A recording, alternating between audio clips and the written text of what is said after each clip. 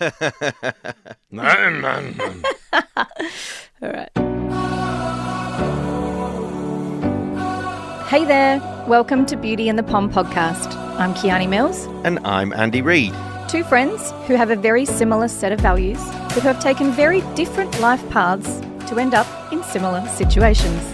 We are also business owners, parents, property enthusiasts, and bloody short on time. So we bring you this podcast to shine a light on humanising business.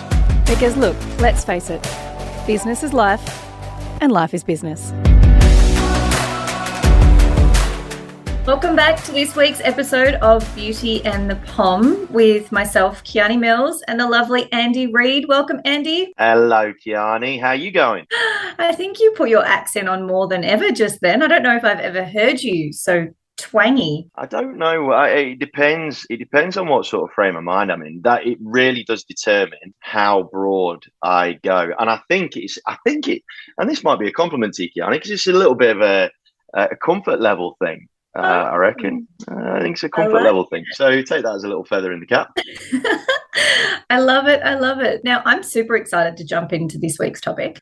We've named it The Perspective Found at the Bottom of a Mocktail. And it brings us back to a gorgeous little trip that you and your gorgeous family had in Fiji recently. Mm-hmm. And from my understanding, we're going to go through a couple of little concepts and learn a little bit more about the value of life coming from the Fijians. And how about you give us a little bit of an introduction to our topic of the week? Yeah, so look, very purposefully in the bottom of a mocktail, because I don't drink, by the way, everybody. It might sound like I'm off my face every so often, but I actually don't. I'm a bit straight-laced in that respect. So when we took our trip to Fiji, though, I was in a bit of a headspace. Not in a bad headspace, but I was feeling a bit tired between the ears, and I was a bit ready to just unplug for a little bit.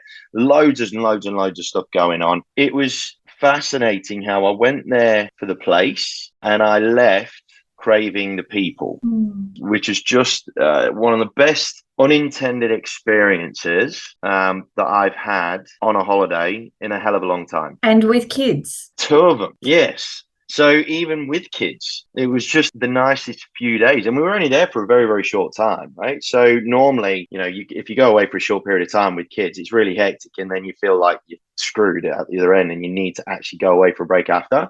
The holiday. Oh, big time. And it wasn't the case in this instance. And I literally do put it down to the people that were there by a mile. That's amazing. That's so cool.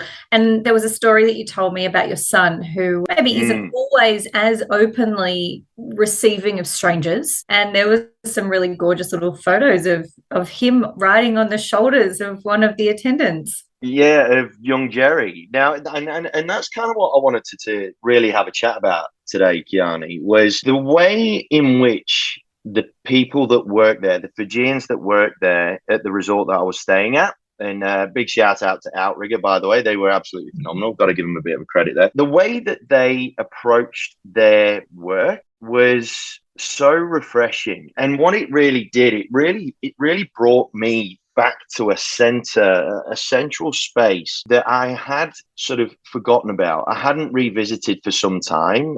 You guys, I'm sure everybody that's listening would know this feeling where you're so concentrated on spinning the wheels, pedaling as hard as you possibly can and doing all the things and trying to execute and putting out fires and all the rest of it, that you do tend to lose sight of the things that really make you hum when you're in your role. And yeah, there was this one instance, one of a few instances actually, where we were only there. It was only like our second day there. And there was a young porter at the hotel called Jerry. And we met him the night before. So when we arrived in the evening, we met him. We were just waiting to check in and he came and said hello and said hello to the kids and so on and so forth and had a little chat to the kids and thought nothing of it. Went to our room, slept. Next morning came through and we're walking back to our hotel room after breakfast and Jerry is there. And first things first, he remembered everybody's name like straight away, which was just insane. I'm having come from a hospitality background, that sort of stuff really resonates with me. Absolutely. Like insanely so. And then he was engaging with Callum. And now I do feel that kids can be the best, most accurate barometers of bullshit, right? Their level of intuition, we just don't give enough credit to be honest. They can And sense from a mile away, can't they? oh, they can. And normally he would be a little bit shy and a bit reserved, but Callum just started yakking to him and saying "bulla" and all this sort of stuff. And then all of a sudden, I'm trying to have a chat with Jerry, and I'm asking him, so how long you been working here for, and why do you like your job? You seem to really enjoy it, and all that sort of jazz. And I'm almost going into interview mode because I'm fascinated by the way that he's Many approach. questions. Yeah, and then all of a sudden he just grabs Callum and just throws Callum onto his shoulders because he goes, "You look tired, buddy," and just grabs him and puts him on his shoulders and carries him up to our room. And Callum would have freaked out normally, but he had the biggest smile on his face. And that moment, I took a picture, and in that moment, I reflected on, and I couldn't help but reflect on it. Right? Look, gang, don't worry. I'm not airy fairy. I'm not going to go bloody sing Kumbaya tomorrow or anything like that. But when something as awesome as that happens, you can't help it. You can't help it. And it was a real positive jolt that I needed to bring back into my game. And it took me back to a set of principles that I learned while I was in the hospitality game, and I was running bars and restaurants and things like that. That I know for a fact that back then, when I operated to these principles, it was probably some of the best form of my life, both in and outside of work. Best form of my life. And that's what I really wanted to bring to everybody's attention today, because, God, Kiani, shit's really serious at the minute. It really, really is. And it's rubbish. We were talking, I was in a management meeting earlier on today, and we were talking about how the spring real estate market is not going to be the blossoming daffodils. And we're talking about how we're going to do the branding and marketing for one of the larger organizations that I work with. And we were saying how that was going to be such a jarring, not in tune in any way, shape, or form marketing piece. And it's that generic spring has sprung bullshit, right? That so many organizations will still probably roll out with this spring. But that's gonna be so wide of the mark. We're in a much more pensive state of mind from a society point of view, I believe. And I think now's the time where we need to ring the bell and get everybody coming back to some simple appreciations that will really serve us well, instead of getting bogged down in all the bollocks. Yeah, there feels like there's a lot of fear out there at the moment. And look, I mean, we've had our fair share of conversations around the media and what goes on the news and interest rates and things like that. But it does, you're right. It feels really serious and quite heavy. And we've noticed that as well. Like the conversations around the spring market, they're not even happening, let alone trying to figure out what the campaign looks like. It's almost like we're skipping over it just to try and hold on, by our teeth to get through to whatever happens next. It's like, it's a bit of a funny period at the moment. So this topic, as far as I'm concerned, is more important than ever, because I think the big thing that I took from that conversation about Jerry and that story was it truly does show the impact that one person can have within a matter of moments. Oh, mental. Absolutely mental. And I won't forget a couple of their names, like Jerry, Isoa, those two boys in particular. The way that they carried on was just off the charts. It was just, and you could tell it was real. Yeah. That was the best bit for me. That was the most enriching part for me, was it was so real. It was just mad. Yeah, and we miss that a bit now, don't we?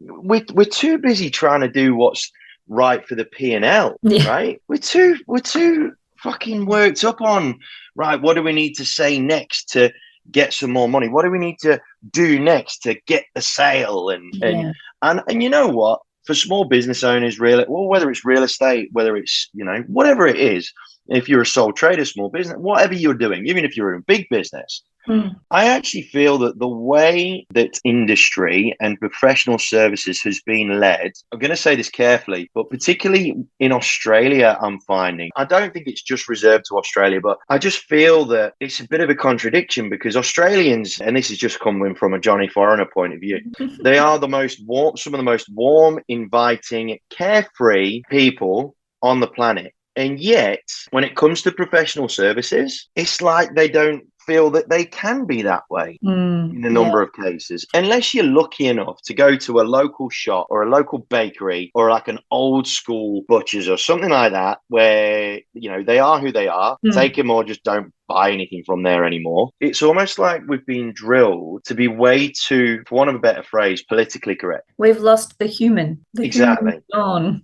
We've become Exactly. We really have. And yeah, what Jerry and Isoa and the gang there at Outrigger really taught me was like, you know, this is what makes everything special.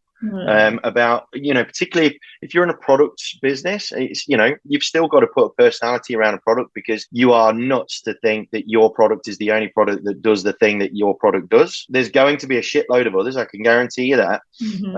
But it's the personality around that product. And then if you're in a human-based service, you know, like real estate, like any sort of service at all, it's the personality around that service that defines you as a business. And it's the only selling point you've got. Beyond a transaction, because otherwise you might as well be a robot, right? Yeah. So it's just one of the most enlightening, enriching things that really gave me a shock, because it reminded me that I perhaps have got a little bit away from that. And that's the thing that I love about this. It's not that you're looking at it going, the world doesn't have enough of these people, or we don't have enough of them in Australia, or you're not generalizing at all. This is, I think it's something important to point out, because Andy is very much he's a unique unicorn in the world of many others. But the fact that from that story you took away the way that you could contribute and you could impact from that place to better the lives of others says so much about your character and about your duty. It's not that you're bashing on about Aussies not being friendly enough and the Fijians being amazing. It's going, well, how could I show up in my truest authentic self and be a little bit more like Jerry every now and again? I love that. Totally. And I think if we all did that, I mean, we're very, very quick to go on a crusade, I reckon. You know, when it comes to, you know, take mental health, take any sort of charity, take feminism, or whatever it is that you want to wave the flag for, right? We're too quick to try and change the world when we're much more likely to create a greater impact if we just focused on changing ourselves within that world, right? It's one of those ones. Well, you know me, Key. I kind of like simple. I kind of like simple. And I just feel that, you know, but then, you know, people say, oh, but it's like dropping a pebble in the ocean. But yeah, if we all dropped a pebble in the ocean, though, the ocean, it'd be a fucking big wave. When we're impacting ourselves, and it's the ripple effect. How many people do you interact with on a daily basis that you leave feeling, even if it's just in that moment, feeling that little bit better? Think about all the people that Jerry meet on a day-to-day basis. And if he's leaving all of them like that, that's one person making a ginormous ripple in the ocean. Like it's bigger than just us, but it starts with just us, and it feels quite small. But gosh, imagine if your household could be like that all day, every day. No, it'd be insane. It'd be impossible, but it would be boring. Yes, you do need the low points to appreciate the high points. But at the same time, the thing that really strikes me the most, I've not really reflected on it until just now, is that Jerry doesn't even realise. Isn't that the beauty in it, though? That's probably the most beautiful part, is the fact he doesn't understand how he doesn't know that I'm sat here talking to you about it on a podcast. I can't wait to send this episode to him. That subconsciously he's becoming a bloody minor celeb. It's just mental. So I really wanted to bring to our audience a philosophy that, like I said, that Jerry and Isoa and the team there really reminded me of, that resonated with me tremendously when I was in hospitality. And although, you know, Jerry, so they're working in hospitality as well, I firmly believe that if we were to follow a little bit more of this philosophy, or you know, just have a hint of this philosophy in mind, then one, the world would be a better place. It'd be a more fun place. There'd be a hell of a lot more smiling going on. But in terms of the way that it would affect our business, it would become more human in itself, but therefore it will create a hell of a lot more opportunity with respect to engagement, authentic, genuine engagement with the humans that we want our business to connect with. You know, this whole notion and the amount of positivity that we're getting from this whole topic of humanizing business. I do genuinely feel that if anybody that's listening to this, if you go away and you have a quick read of this philosophy that I'm going to talk about, you'll understand where I'm coming from, especially if you watch a couple of the videos, because it will make you smile. And I tell you what, and I reckon it'd be safe to say, Key, that if we were to go into work smiling every day, the day will probably go along a little bit better, right? That's funny. I had this exact same conversation with my son this morning, that attitude is a choice. And if you choose to be happy, the day will be easier. If you choose to be upset, the day will be a little bit harder. You know, it takes more muscles to frown than it does to smile. So why the hell are we all frowning when we're walking down the street? It baffles my mind, but it is some form of society, culture, whatever it might be. We all have shit days. Like, don't get me wrong, we're not going to all walk around smiling 24/7, but these are choices, and we can influence our choices in our lives. And I'm really excited to get into this topic. And for those of you who are listening for the first time, or maybe haven't heard the little premise around it, that Andy and I are both from hospitality backgrounds. So you will hear a lot of analogies and a lot of link backs to hospitality, because I know we both truly believe that most of our personable skills have come from working in hospitality and being able to transact and converse with many different walks of lives in many different states. So, you know, yes, we're talking about humanizing business, but this can move into our friendships, our family. Like, family, they're probably harder than trying to deal with a drunk guy who's trying to give me a $5 note instead of a $50 note. You know, family's tricky. So hopefully some of the conversations that we have, but also this what do you call it? Process, or it's a philosophy that Andy's going to take us through.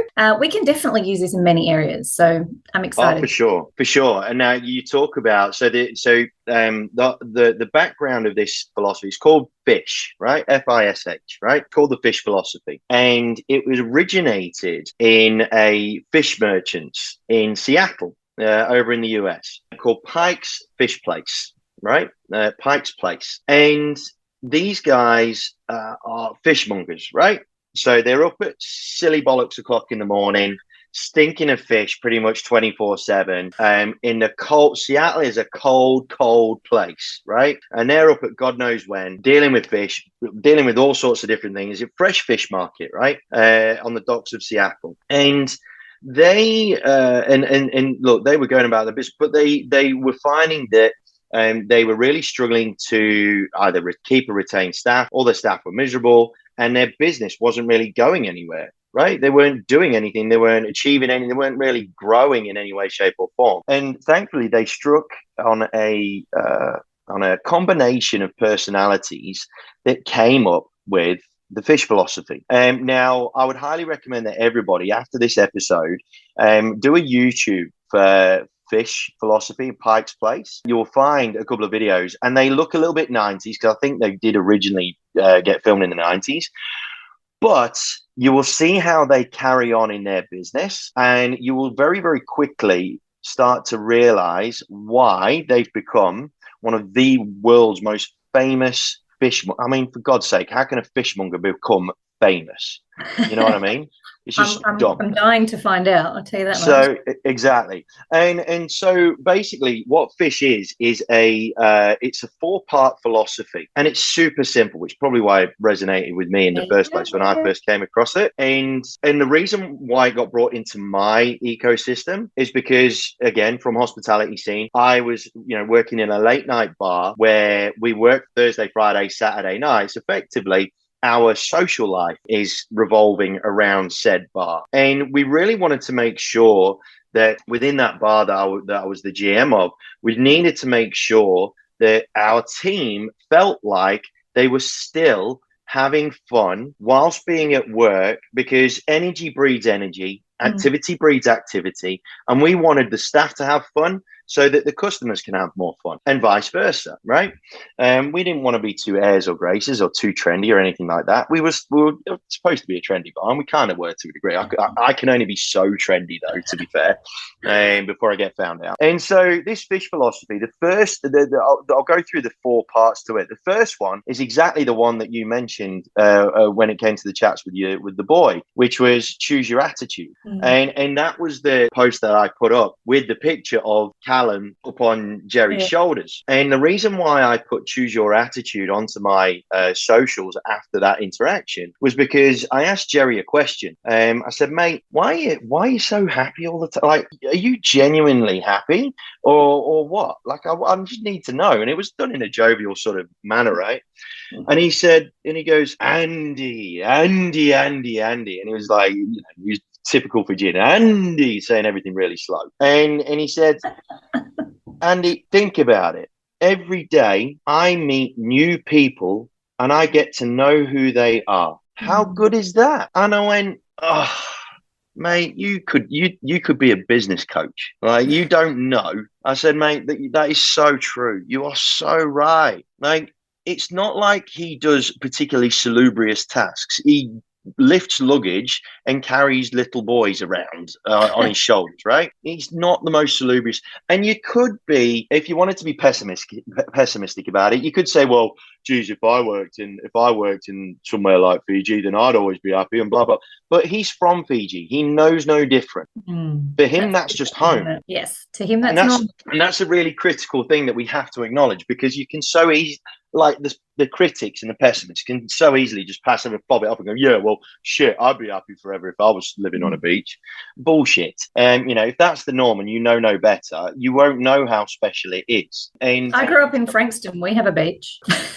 Yep. Leaving that alone. Yeah, we'll just sigh. Look, Frankston is. Look, let's not bag out Frankston. I'm just making a point of saying we have a beach, and yes, mate, I'm a happy girl, no complaints, but indeed, it's relative. Indeed. And so when it comes to choosing your attitude, and what Kiani mentioned about it being a choice, that can, and I keep referring back to skeptics and pessimists and whatnot, because those that are probably the most closed-minded around this sort of stuff are the ones that need to really be cracked open. So when we're talking about saying like things like choose your attitude, and you're turning around, or your natural instinct is to say, well, get fucked, I've got this problem, I've got that problem, you don't realize, you must have it easy, blah blah blah blah blah blah blah blah blah. You need to wake up to yourself a little bit, because we all have problems, we all have issues, we all have concerns, we all go through periods of our lives where we're made of Teflon and it just feels like nothing sticks and everything's just smooth as. And it only takes one horribly catastrophic event for you to get absolutely whacked in the face, right? So you need to get over yourself a little bit here. Sometimes a bit of home truths needs to be dealt. Another really close to home scenario where this is incredibly critical is the fact that, last week, my younger cousin just had a heart transplant, right? And shit, he almost made me feel not ashamed, but somewhat disappointed in myself from my behaviors over the last wee while, because bless him, Kai has been having heart problems his whole life, right? And it's sort of all come to a head now where he's 36, and it came to the point where his heart he couldn't carry on. He was going to either get a new heart or game over. And the way in which, because basically he's been a prisoner at hospital pretty much all of this year, waiting for a heart transplant, because his heart is becoming that much of a problem that if he was to carry on just doing his own thing and whatnot and not have people around him, then it could be it, right? And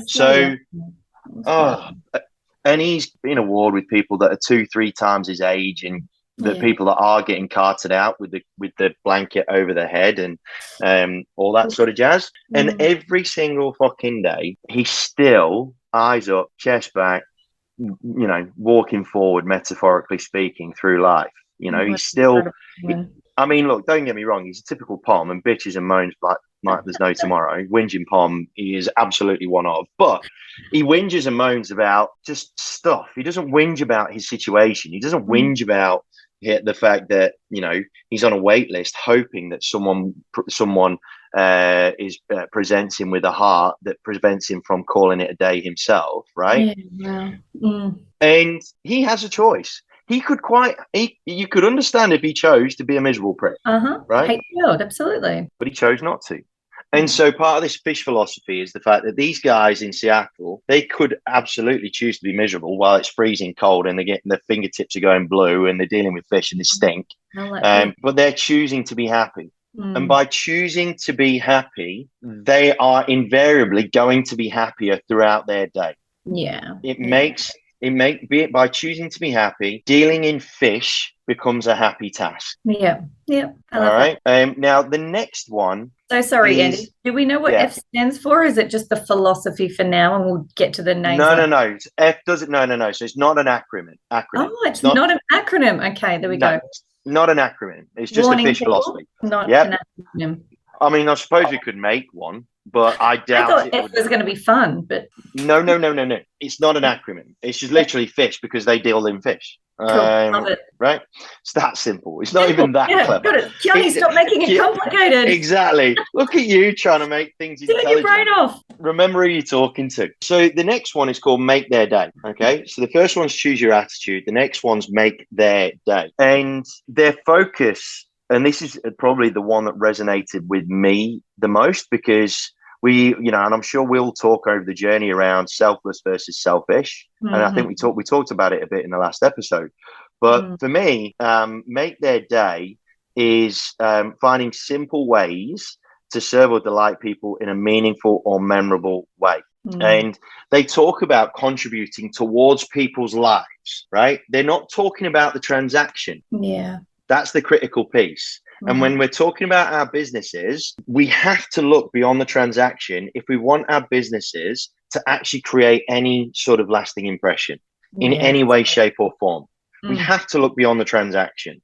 And that's what Make Their Day is all about. The fish is secondary to them making their customers' days. Well, it makes sense because they're there to buy fish. They sell fish. The fish is the obvious thing. That's like us. You know, we do conveyancing. So people who come to me are either buying or selling a house. That's a no-brainer. It's that next step forwards about, as you said, little things around finding out details about, getting to learn about their family, asking what the dog's name is. What did you get up to on the weekend? Like, in my mind, it's that creating connection. Am I absolutely? Right?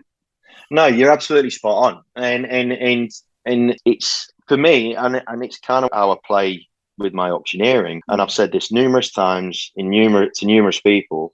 I genuinely see myself as the least important person in the transaction. I am present to make their day. I'm present to go into a state of flow that other people benefit from.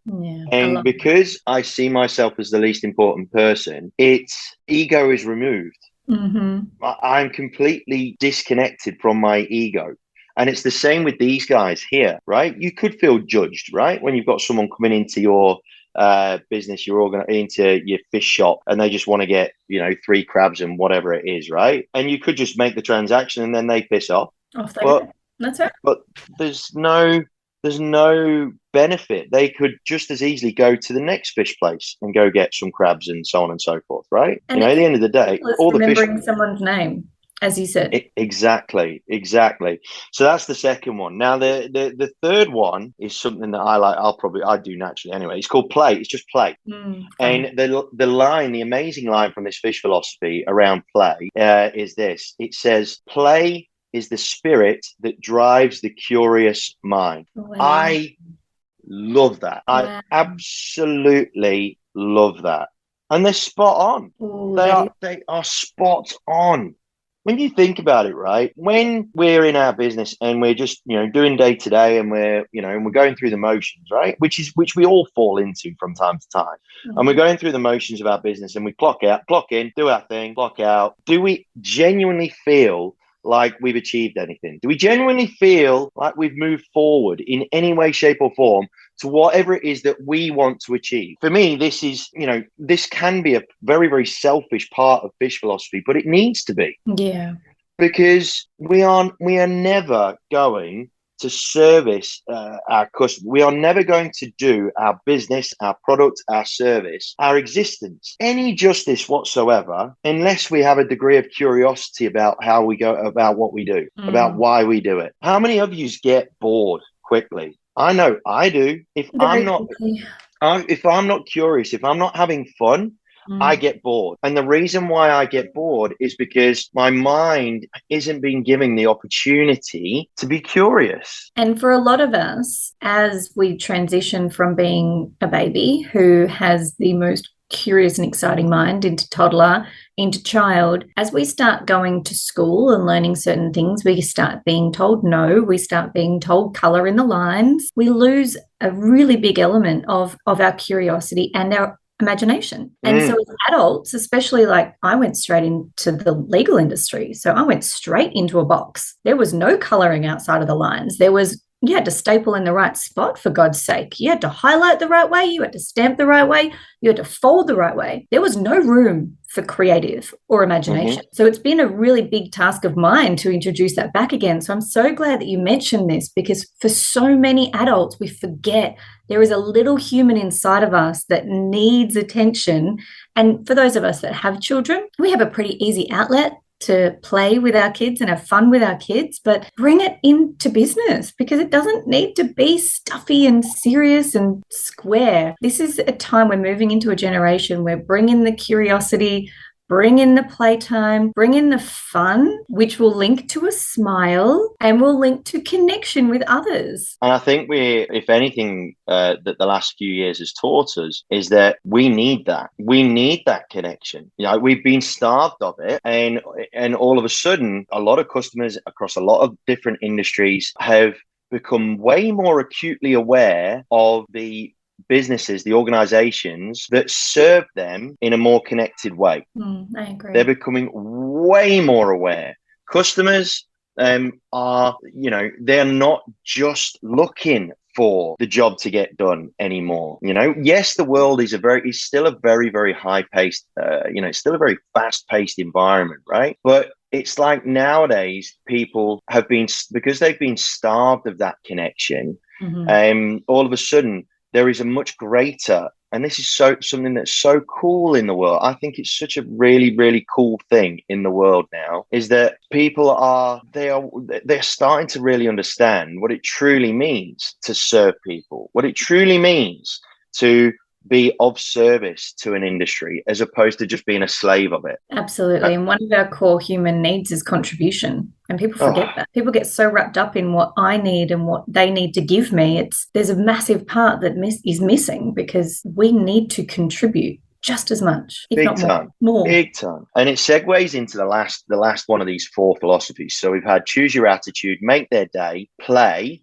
And then the last one is called Be There. And this is around being present. And I know that as business owners, it can be really, really difficult when you're trying to be present with a certain client, with a particular client, but phone's going off and you're worried that might be another booking, or it might be another job, or, it might be the accountant, or you might be having dramas, or whatever the case may be. There are a million and one reasons to not be present with whoever it is that you're engaging with, right?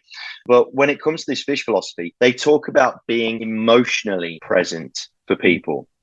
And why they refer to the emotionally present aspect of it is because for them, it's all about respect. It's not just about the connection. It's even before the connection. It's even before the communication, the sell, the product, the transaction. It all boils down to respect. And that, for me, is a tremendously underutilized word when it comes to customer and business owner, or customer and professional. Having an offering a mutual level of respect comes way before anything else. Yeah. You can't grow a connection with someone if they don't feel respected. And likewise, that's a two-way street, right? You can't expect to grow a connection with a customer if they don't respect you. And I think there's an internal thing going on here that we need to perhaps unpack a little bit as well, because if you don't respect yourself, then how on earth are you going to respect anything that you do? Yeah, you can't give to others what you don't have inside of you. 100%. And I think when it loads of people bang on about being present. You got to be present. You got to be present. Blah blah blah to make it and blah blah blah. But they skip the respect bit. They say you got to be present in order to create the connection and blah blah blah blah blah. No, you've got to be present in order to earn the mutual level of respect that allows you the platform to then go forward and create a connection. Yeah, absolutely. I do have a little tip on this area, if you would so kindly let me share. The way that I identified within myself that I wasn't being present was simply because I was already thinking of my response before the person in front of me had stopped speaking. So while we are so interested in the story, we're two steps ahead because we're even more interested in either giving our 2 cents, providing advice, giving feedback, or linking the story back to our own personal circumstances. So something that I've practiced and that I've learned is when you are in a conversation with somebody, and it is a bit going back to, woo-woo stuff, but it is being present is about switching your mind off so that it almost can't think. And to do that, so for instance, Andy and I are sitting here on Zoom at the moment. And for me to be truly enthralled in what Andy's saying, I'm putting all of my attention in Andy's space. So it's see what she has to endure, gang, in order to make this podcast happen. Oh, bless. I need to get like a Ryan Reynolds mask on or something like that, just so she can be present a little bit more in a little bit more of a pleasant environment. No, don't be so hard on yourself. It's not judgment. It's not me looking at your facial features or looking at the way your t-shirt sits on your shoulders. It's none of that. It's just my attention is so solely focused on what is coming out of your mouth so that I can absorb what you're saying. Once I've absorbed it, then I can think about it and then I can respond. And in a lot of instances, because you've already thought of a response at the first sentence, you won't hear the next 3, 4, or 5. So practice this. You can practice this on people in a car or people at home or the next conversation you have, even when you're on the phone. Put all of your attention into that phone call, and it's almost as if nothing else in the world exists. It's like your attention is here. Yeah, we've got peripheral vision. We can see that things are going on, but it doesn't distract us. It means that what we are doing in this moment right now, you are getting all of my attention, which means you are getting all of me. And therefore, when I do decide to reply, it will not only be out of respect for giving you the time that you needed to finish what you were having said. It will also come from a much more considered place that has taken your whole conversation into play and then replying from a different point. What you've reminded me of is a conversation I had with a leading real estate agent, and this lad's a gun, and he's a gun in the right way. Like, he's a nice guy. He does the right thing by people, and as a result, lots of people want to trust him with their houses, right? Top lad. And end of last week, we were talking about an auction that we got coming up, and then we just started talking about auction spaces in general. And he said to us that he was at one of their international conferences, and there was a well-known name within the real estate space that beat the drum to real estate agents that were there about you got to auction everything. You've got to auction everything. You've got to auction everything. Every house got to go auction. Got to go auction. Got to go auction. And this lad, he sort of said to me, look, which I'm sure you probably agree with. And I actually stopped. I went, no, I actually think that is bullshit. I actually think that is the most annoying thing on the planet. And he goes, why? And I said, because you're not paying attention to the consumer.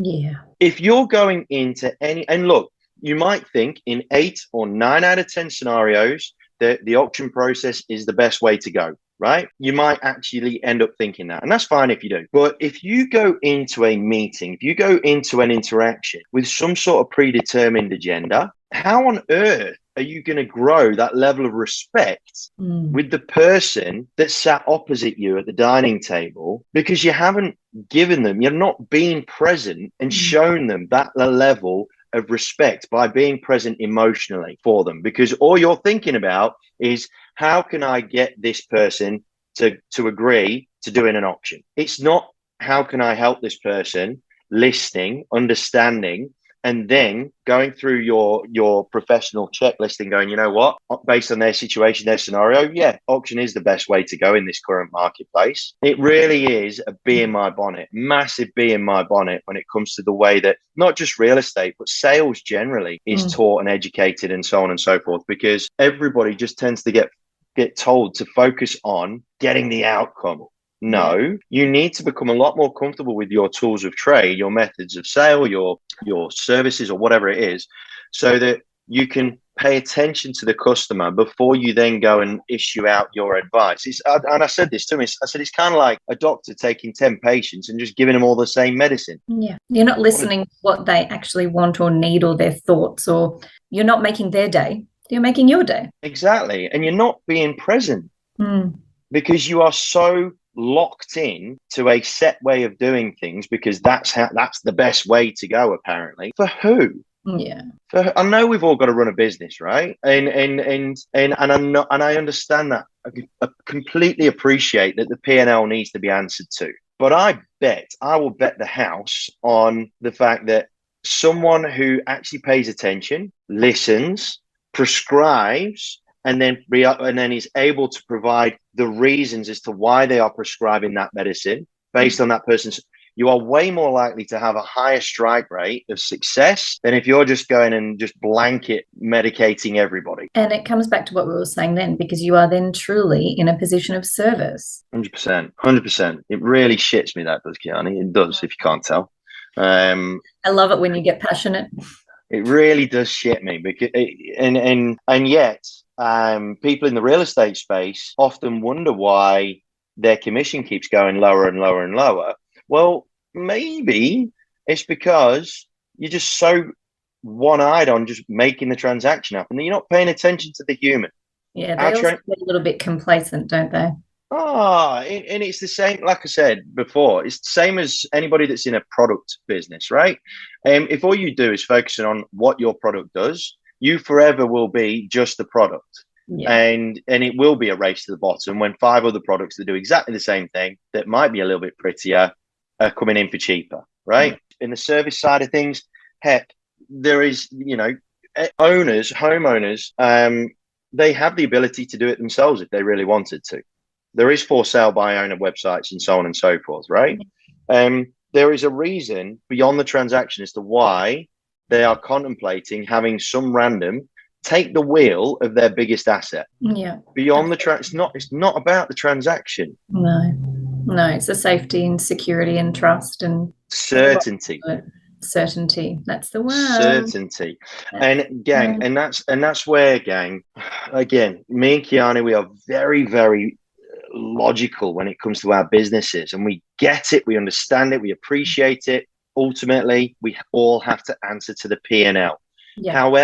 However, if you want your P&L to look rosy, following a bit of this fish philosophy will be an incredibly potent idea, because not only are you going to actually provide something of value beyond the transaction, but you're actually going to feel better within yourself. And as we've spoken about before, when we feel better, things just flow. It's like the Teflon comment you made. Things just come and go. And when we're humanizing ourselves, we are naturally humanizing our businesses. And when we're humanizing our businesses, we are humanizing ourselves. So the closer we can get to finding that balance between the two, the flow just happens, and we leave people in a better state than they were when they came to us. But also, like, as a flow-on effect, we're creating raving fans. This is a topic that I'm going to go into later in the series, and everything we do is for them. It is of service. It is of contribution, because the best way to grow your business is through your clients. And if we're not servicing our clients, if we're not leaving them with a memorable experience, then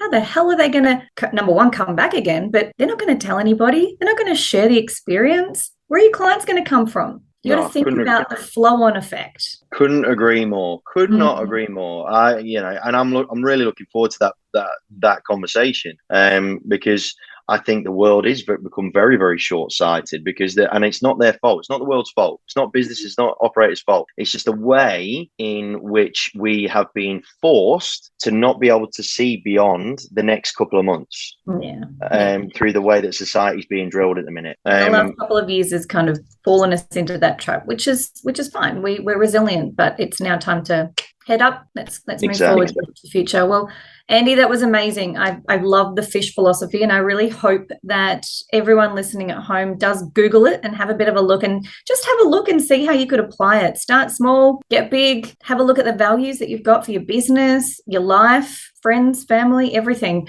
I think it's really something that can be implemented across the board. I love this. I just love this. I love the fact that you can talk about having business, making money, and having fun at the same time. They don't have to be exactly. They don't have to be mutually exclusive. They really, really don't, gang. Yeah. No, they don't. They don't. All right, Kiani, thanks for putting up with me and being present on my face. I appreciate that. Gang, please, if you do have any feedback, or if you want us to talk to any topic in particular, then please reach out to us via our Instagram page. Send us a DM. We would be delighted to tackle some particular topics head on. It would be tremendous to be able to do that. We love talking to specific examples and telling stories in order to put context around everything. So please reach out to us via DM, and we would love to have your contribution on our show. Team, on behalf of Kiani, myself, stay safe, healthy, happy. Speak to you soon. Thank you so much for joining us. We are very grateful for your time, and we really hope that we've provided some value. Follow us on Instagram if you've liked what you've heard, and if you have anything that you want us to talk about, things that might have been bugging you but you've not quite had the bottle to really bring it out into the open, send us a DM and we'll happily bring it to the table.